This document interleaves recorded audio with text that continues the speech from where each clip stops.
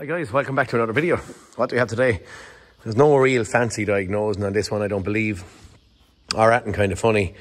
It's an insurance job and the customer has ran up in a rock, bust a hole in the sump, and we've lost all oil. New engine, I believe, was not given by an insurance company, so now they're looking for a second-hand one. So I'm not going to be doing anything, as in my normal looking to try and see what the story is with big end bearings or any of that stuff, but what I'm doing, here's our cracks and our hole in our sump. Insurance company want to replace. We're just going to replace it.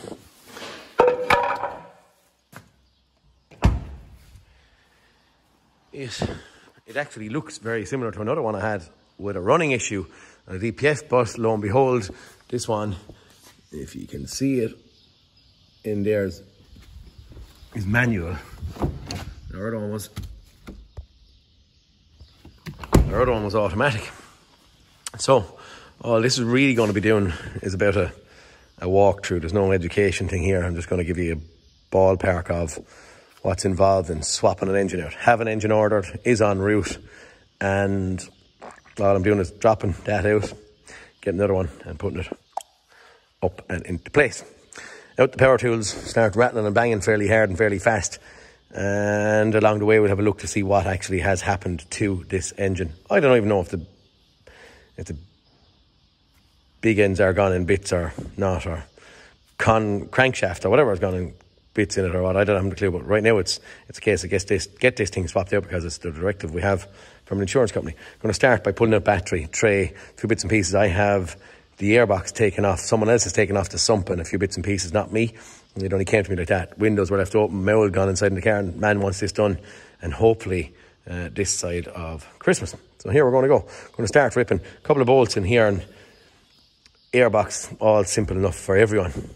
Battery tray, battery, and a couple of pieces taken off here, and see where okay guys, I've just brought it up in the air to have a look and confirm, and what I see, is that right? Can you see that? Those metal shavings, actually a good few of them in here.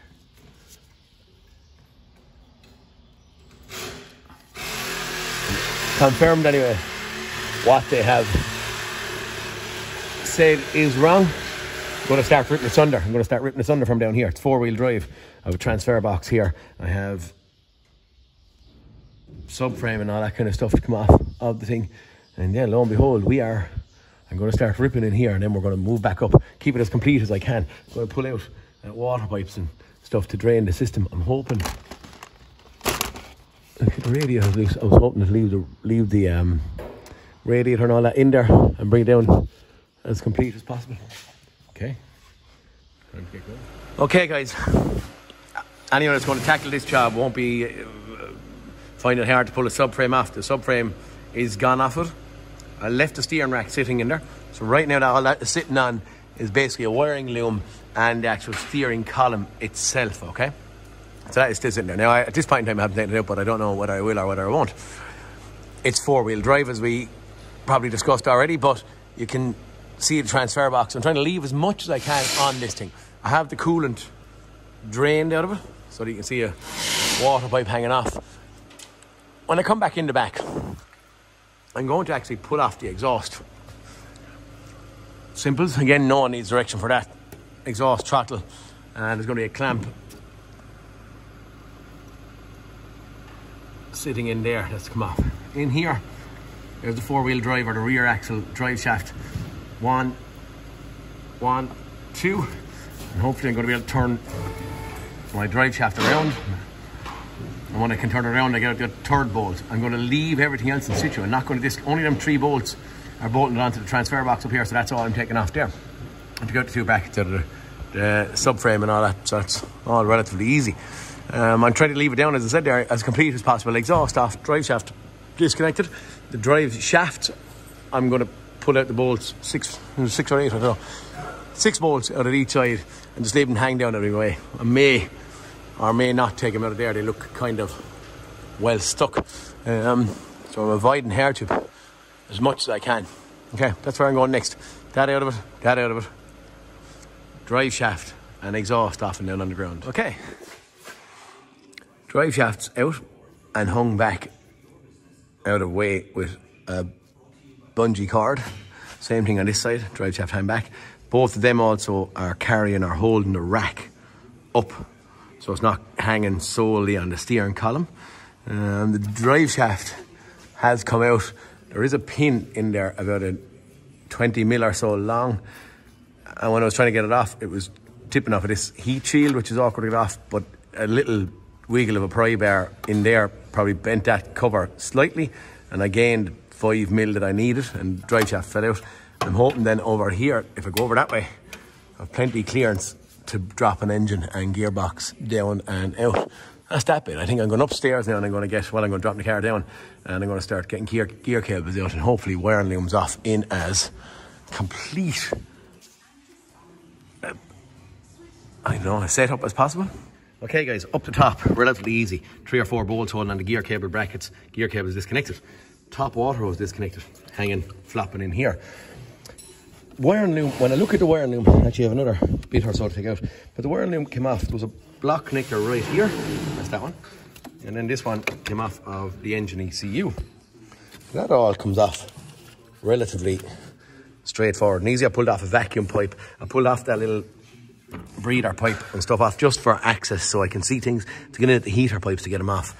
And then I'm going to get in at this barrage of wires in here. That's temperature sensors, NOx sensors, lambda sensors. All that crap is going to be marked up to come off and go back on in the exact same place. Most of the problem happens here when people put them on wrongly, wiggle them around where they shouldn't be, things get burnt, they melt. So right now we're going to get this part as OE as possible. Okay guys, at this point in time I'm after removing the F-gas, and I have water pipes and stuff disconnected. I disconnected the AdBlue injector. One wiring loom is coming over here with block connector here, and it's coming up around and in onto that pin. Other than that, we're going to feed them down and dropping this heart out now in about 5-10 minutes. Okay guys, dropping it out, bolts unbolted, 2 engine mountings, and she's heading down. I have 6-inch gap here. I'm getting tight on my drive shaft at the back, so I'm hoping that I can kind of wiggle my way around. I can't come any further forward without taking out the radiator. Maybe I actually should take out the rad fan, because it was half loose earlier on, right, but I clipped it into place. Maybe that's a... Now you're making me think while I'm here. I'm going to pull that out, gain a bit of room, clear that. Okay. Bada bing, bada boom. Don't know if anyone's able to do it without creating a little bit of a mess, but complete heart out on the ground. Waiting for a delivery of another one tomorrow, and we will start unbolting stuff.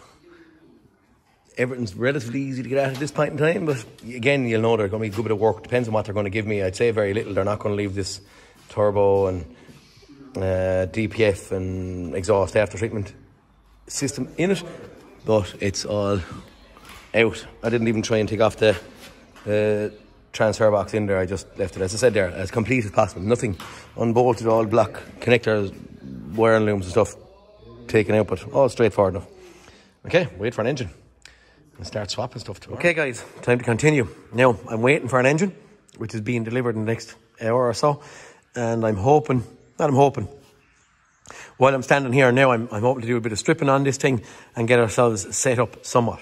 What am I doing? Mightn't be the fanciest, but there's a lot of stuff on these things, and the goal is that everything comes off and goes back on exactly as it should do, and as clean cut, no messing, no bits of pipes twisted and turned, and everything with the right clips and brackets holding on stuff, everything as it should do. So as factory, I suppose, but there is a lot of stuff on it, which, you know, I'm going to start with the outside stuff, start pulling off like wiring looms and bits and pieces like that. But I've, yeah, where am I going to start? I'm going to start with the wiring loom. I've pulled off that little bit of a pipe. What I'm going to do, that's only just a big half an IBC tank that I've been using at times when I've been disassembling gearboxes or engines, so it doesn't go all over the floor.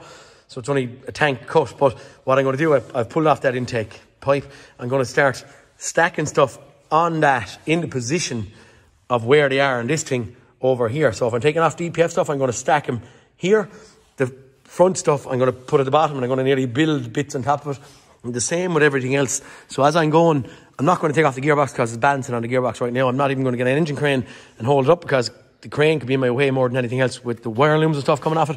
But for now, that's what my plan is, to start stripping here, all four sides, and stacking stuff on that bit of plastic over here, just to keep it some way clear cut. And every nut, bolt and everything that I take off is going to be in that tray. So everything out of that tray should be back in here and on the engine with the newer one in there. Yeah, that's where we're heading right now. So the stripping is going to start. I'm not going to log that. I'll show you bits. So I'll do a bit of stripping as I normally would, and then I'll show you after 10 or 20 minutes where I'm at. So if I do 20 minutes stripping here, I'll show you. If I do it on the back, I'll show you. And do it here by the time belt, I'll show you. Last thing I'm going to do is the gearbox, I think, and the transfer box at the back, if that's the way it works out. But for now, start pulling off bits and pieces and keep everything as clean cut as possible. Okay guys, a bit of stripping going on here. We're starting to make some kind of headway on the front. We're getting into the bare block, starting to get a lot of stuff off it. My box on my tray, I'm layering all the pipes up.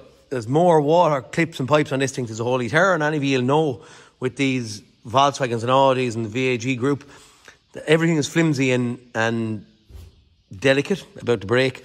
But I'm after layering them up. So the pipes that I took off first are on the bottom. I came up so far, I have that sheet of paper then with another wire and loom on top, and then I'm at that point where the paper is, I have to head over here. So I'm going to go back down here, hit the paper, back over to here, and then back into these water pipes here. One thing, and the only thing I can say when I'm stripping these things, and as I said there, anyone that works on these things will know, all these water pipes that are hard enough to get in at, I think I could have shown that before. It's a big long toothpick with maybe a 30 mil or so throw on the end of it.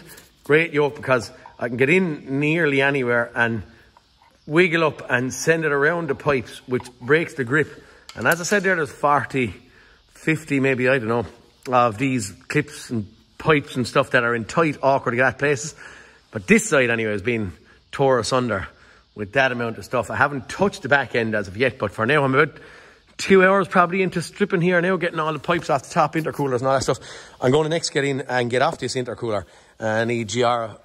Well, that's the high pressure EGR, the low pressure is sitting out here. Yeah, that's kind of it. We're starting to go. We're going to keep on rocking and rolling, and I'll show you again in another couple of minutes, all right? Okay, guys, I'm going to class this on the front as being stripped for myself. So I have the intake manifold and stuff off. I'm going to wait till I have the other engine sitting in front of me, but I believe that that's as far and as deep as I have to go at this point in time. So I'm going to carry on, intake manifold and stuff thrown over there on top of our mountain of parts. I think we're going to head around the back and just have a little bit of a look.